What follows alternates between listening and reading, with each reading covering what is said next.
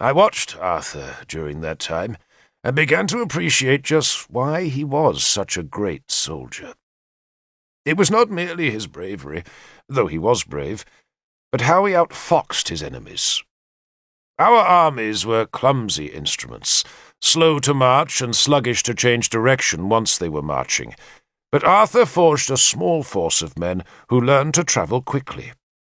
He led those men, some on foot, some in the saddle, on long marches that looped about the enemy's flanks, so they always appeared where they were least expected. We liked to attack at dawn, when the enemy was still fuddled from a night's drinking, or else we lured them on with false retreats, and then slashed into their unprotected flanks. After a year of such battles, when we had at last driven the forces of Gorfithid and Gunlius out of Glevum and northern Dumnonia, Arthur made me a captain, and I began handing my own followers gold. 2 years later, I even received the ultimate accolade of a warrior, an invitation to defect to the enemy. Of all people, it came from Legesak, Norwenna's traitorous guard commander, who spoke to me in a temple of Mithras, where his life was protected, and offered me a fortune if I would serve Gunlius as he did. I refused. God be thanked, but I was always loyal to Arthur. Sagramor was also loyal, and it was he who initiated me into Mithras's service. Mithras was a god the Romans had brought to Britain, and he must have liked our climate, for he still has power. He is a soldier's god, and no women can be initiated into his mysteries. My initiation took place in late winter, when soldiers have time to spare. It happened in the hills. Sagramor took me alone into a valley so deep that even by late afternoon the morning frost still crisped the grass. We stopped by a cave entrance, where Sagramor instructed me to lay my weapons aside and strip naked. I stood there shivering as the Numidian tied a thick cloth about my eyes and told me I must now obey every instruction, and that if I flinched or spoke once, just once, I would be brought back to my clothes and weapons and sent away. The initiation is an assault on a man's senses, and to survive he must remember one thing only: to obey. That is why soldiers like Mithras. Battle assaults the senses, and that assault ferments fear, and obedience is the narrow thread that leads out of fear's chaos into survival. In time, I initiated many men into Mithras, and came to know the tricks well enough. But that first time, as I stepped into the cave, I had no idea what would be inflicted on me. When I first entered the god's cave, Sagramor, or perhaps some other man, turned me about and about sunwise, so quickly and so violently that my mind reeled into dizziness, and then I was ordered to walk forward. Smoke choked me, but I kept going, following the downward slope of the rock floor. A voice shouted at me to stop, another ordered me to turn, a third to kneel. Some substance was thrust at my mouth, and I recoiled from the stench of human dung that made my head reel. "Eat!" a voice snapped, and I almost spewed the mouthful out, until I realized I merely chewed on dried fish. I drank some vile liquid that made me light-headed. It was probably thorn-apple juice, mixed with mandrake or fly agaric, for though my eyes were tight covered, I saw visions of bright creatures coming with crinkled wings to snap at my flesh with beaked mouths. Flames touched my skin, burning the small hairs on my legs and arms. I was ordered to walk forward again, then to stop, and I heard logs being heaped on a fire, and felt the vast heat grow in front of me. The fire roared, the flames roasted my bare skin and manhood, and then the voice commanded me to step forward into the fire, and I obeyed, only to have my foot sink into a pool of icy water that almost made me cry aloud from fear that I had stepped into a vat of molten metal. A sword point was held to my manhood, pressed there, and I was ordered to step into it, and as I did, the sword point went away. All tricks, of course, but the herbs and fungi put into the drink were enough to magnify the tricks into miracles, and by the time I had followed the tortuous course down to the hot, smoky, and echoing chamber at the heart of the ceremony, I was already in a trance of terror and exultation. I was taken to a stone, the height of a table, and a knife was put into my right hand, while my left was placed palm downwards on a naked belly.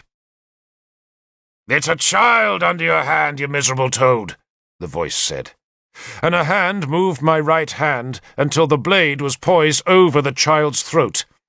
"An innocent child that has harmed no one," the voice said. "A child that deserves nothing but life, and you will kill it. Strike!" The child cried aloud as I plunged the knife downwards, to feel the warm blood spurt over my wrist and hand. The heart-pulsing belly beneath my left hand gave a last spasm and was still. A fire roared nearby, the smoke choking my nostrils. I was made to kneel and drink a warm, sickly fluid that clogged in my throat and soured my stomach.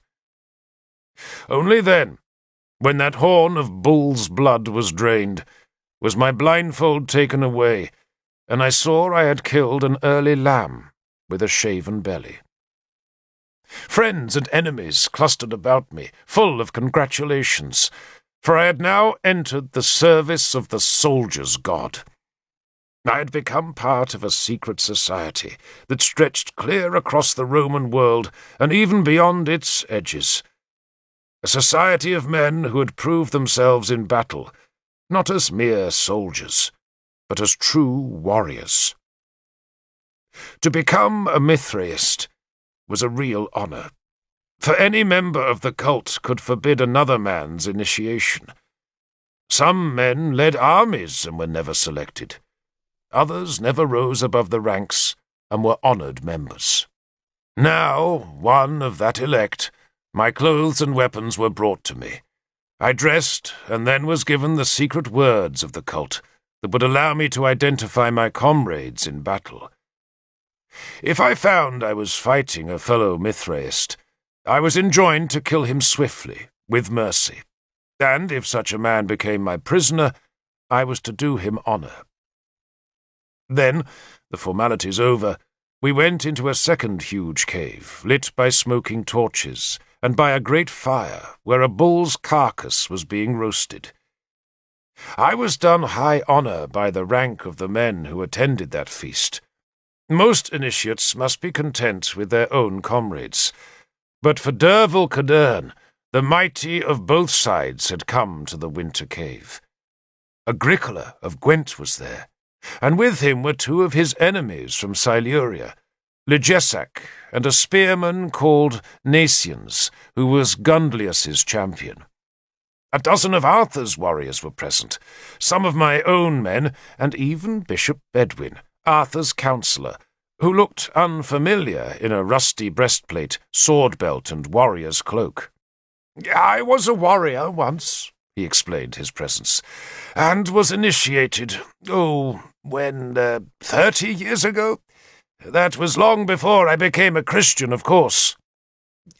And this," I waved about the cave where the bull's severed head had been hoisted on a tripod of spears to drip blood onto the cave's floor, "is not contrary to your religion."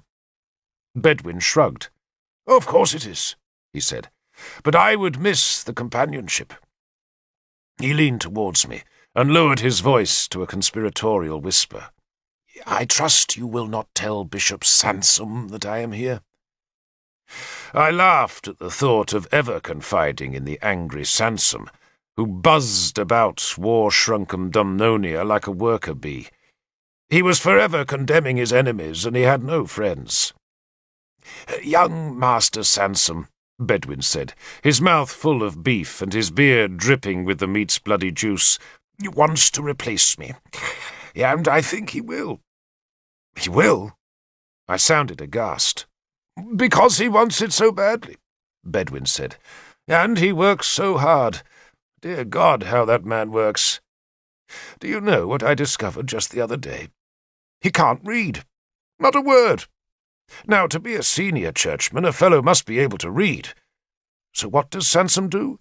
He has a slave read aloud to him and learns it all by heart. Bedwin nudged me to make certain I understood Sansom's extraordinary memory. Learns it all by heart. Psalms, prayers, liturgy, writings of the fathers, all by heart. Dear me. He shook his head. You're not a Christian, are you? No.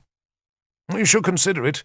We may not offer too many earthly delights, but our lives after death are certainly worth having. Not that I could ever persuade Uther of that, but I have hopes of Arthur. I glanced round the feast. No Arthur, I said, disappointed that my lord was not of the cult. He was initiated, Bedwin said. But he doesn't believe in the gods, I said, repeating Owain's assertion. Bedwin shook his head. Arthur does believe. How can a man not believe in God, or gods?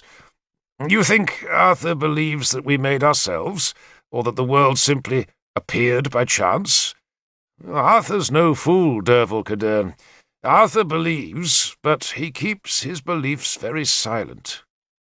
That way the Christians think he is one of them, or might be, and the pagans believe the same, and so both serve him the more willingly. And remember, Derval, Arthur is loved of Merlin, and Merlin, believe me, does not love unbelievers. I miss Merlin. We all miss Merlin, Bedwin said calmly. But we can take comfort in his absence, for he would not be otherwhere if Britain was threatened with destruction. Merlin will come when he's needed. You think he isn't needed now? I asked sourly. Bedwin wiped his beard with the sleeve of his coat, then drank wine. Some say, he said, dropping his voice, that we would be better off without Arthur. That without Arthur there would be peace. But if there's no Arthur, who protects Mordred? Me? He smiled at the thought. Geraint? Well, he's a good man, few better, but he's not clever, and he can't make up his mind, and he doesn't want to rule Dumnonia either. It's Arthur or no one, Derval. Or rather, it's Arthur or Gofithid. And this war is not lost. Our enemies fear Arthur, and so long as he lives, Dumnonia is safe. No, I don't think Merlin is needed yet. The traitor, Lugesac, who was another Christian, who saw no conflict between his avowed faith and Mithras's secret rituals, spoke with me at the feast's end. I was cold towards him, even though he was a fellow Mithraist, but he ignored my hostility and plucked me by the elbow into a dark corner of the cave. Arthur's going to lose, you know that, don't you? He said. No. Lugesac pulled a shred of meat from between the remains of his teeth. More men from Elmet will come into the war, he said. Powys, Elmet, and Siluria. He ticked the names off on his fingers. United against Gwent and Dumnonia. Gofithid will be the next Pendragon. First we drive the Saxons out of the land east of Rattay. Then we come south and finish off Dumnonia. 2 years? The feast has gone to your head, Lugesac, I told him. And my lord will pay for the services of a man like you. Lugesac was delivering a message. My lord King Gunlius is generous, Derval. Very generous. Tell your lord king, I said, that Nimue of Iniswidran shall have his skull for her drinking vessel, and that I will provide it for her. I walked away.